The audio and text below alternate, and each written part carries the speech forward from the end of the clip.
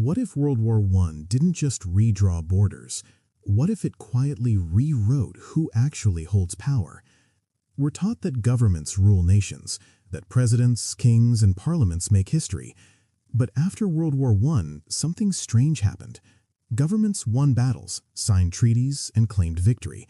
Yet somehow they emerged weaker than ever. Meanwhile, money, abstract, invisible, unelected, became stronger. No coup, no declaration, no single moment anyone protested. Just a slow, permanent shift. Today, nearly every government on Earth is buried and dead. Central banks operate independently of elected leaders. Wars are fought with borrowed money, and entire nations can collapse without a single shot fired simply by losing access to credit. This video asks a dangerous question. How did World War I turn money into a power greater than governments themselves? And once that happened, could it ever be reversed? Before 1914, the global system worked very differently. Most major nations operated under the gold standard. Money wasn't just paper. It represented a fixed amount of gold held in reserves. Governments couldn't simply create money at will. Their spending was limited by what they physically possessed. This limitation mattered. It meant wars were expensive in a very real sense. You couldn't fight a long war without first saving, taxing, or convincing citizens to sacrifice. And because of that, wars were usually short. Empires rose and fell, but governments still held the ultimate authority over money. Banks existed, but they were tools, not rulers. Then came World War I, a war so massive, so industrial, so prolonged that it shattered every financial rule humanity had followed for centuries. World War I wasn't supposed to last 4 years. European leaders expected a quick victory, a few months at most. That assumption shaped everything, including how they planned to pay for it. They didn't save. They didn't raise taxes enough. They didn't prepare financially.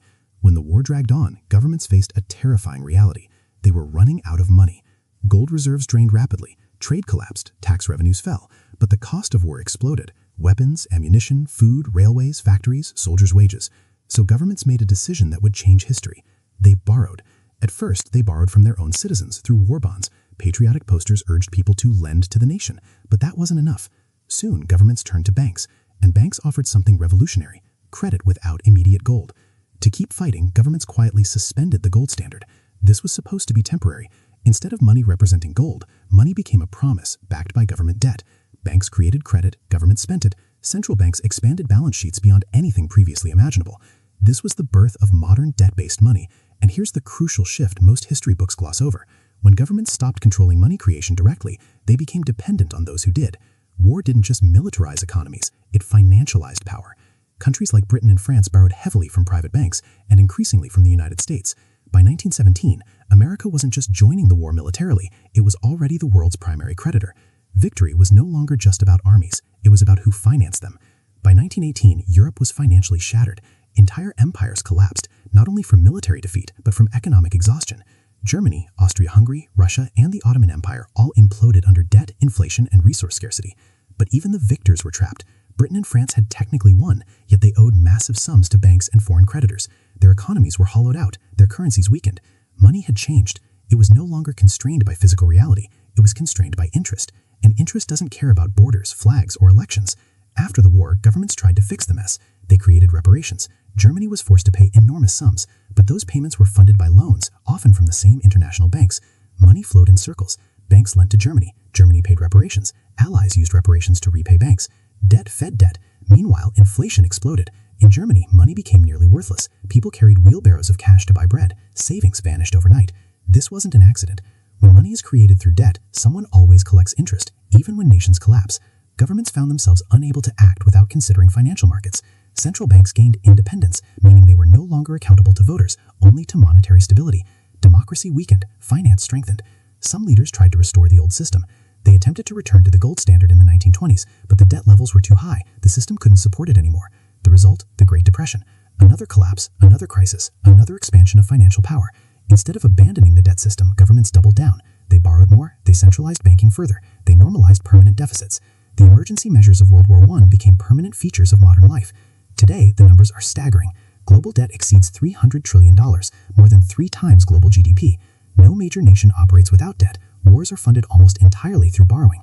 Central banks can create trillions with keystrokes. Governments talk about policy. markets decide consequences. A credit downgrade can collapse a country faster than an invasion. World War I didn't just create a new geopolitical order, it created a world where money governs governments. 3 takeaways.